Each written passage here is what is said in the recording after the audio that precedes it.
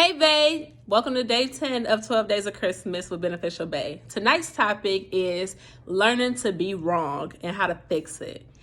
If you're new to this, my name is Marquita and I started Beneficial Bae as a way to give great business assistance to entrepreneurs.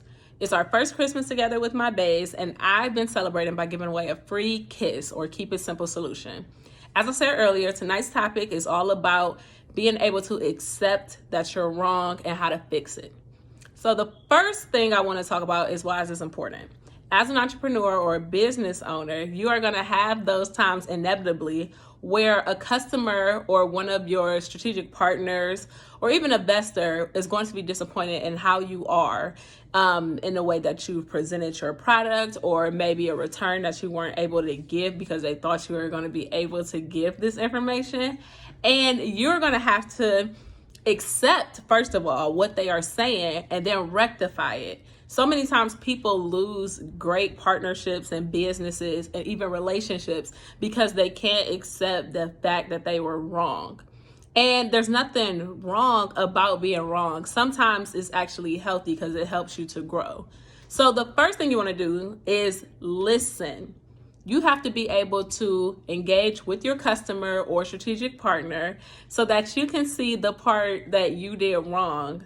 All complaints or concerns aren't actually criticisms. Sometimes you have to be able to accept what somebody is telling you so that you can see parts of yourself where you will be able to grow moving forward.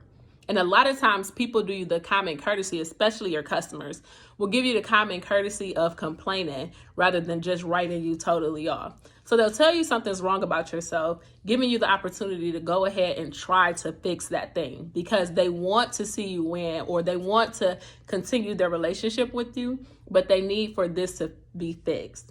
For example, if you go to McDonald's and you get cold fries and you go through the drive-thru and say, hey, my fries were cold, that's an opportunity to save that relationship with that customer. Even if it's just something that's as simple as a sorry, I apologize, which is another big thing entrepreneurs need to learn to do. Because the fact is you heard my concerns and you accepted that you had a wrong part. Nobody wants to hear about, hey, my fries were cold and your cook's been cooking for 10 years, because in that moment they had a horrible experience and they're giving you the opportunity to save that.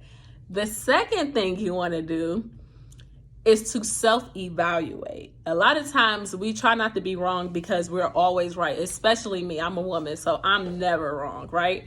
And the fact of the matter is you aren't always going to be right. So you have to self-evaluate to see what parts of that concern are actually something that you can better for yourself. If the fries were cold, how can I have rectified this? How could I have prevented this in the first place? The next part of it is you're going to have to strategize because you've listened to the concerns, you understand what the problem is, you've now figured out where you went wrong. Now you have to strategize to see where you can fix it, because you can't go back in time and change whatever the wrong thing was. The better thing to do is to come back and find a way to restructure this whole thing. Just like being in a relationship, you have to be able to first understand, accept, evaluate, strategize, and the last part obviously is rectify. Once you come up with a game plan, you have to implement it.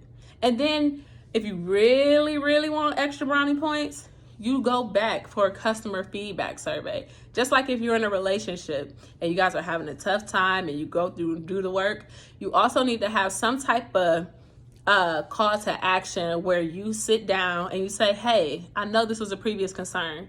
First of all, I apologize because I did this and I know that hurt you. I've been working really hard to try to fix this. Is there something, have you been able to see this change? Is this better for you? Is there something that you would like me to do more of or less of so we can continue on this relationship together?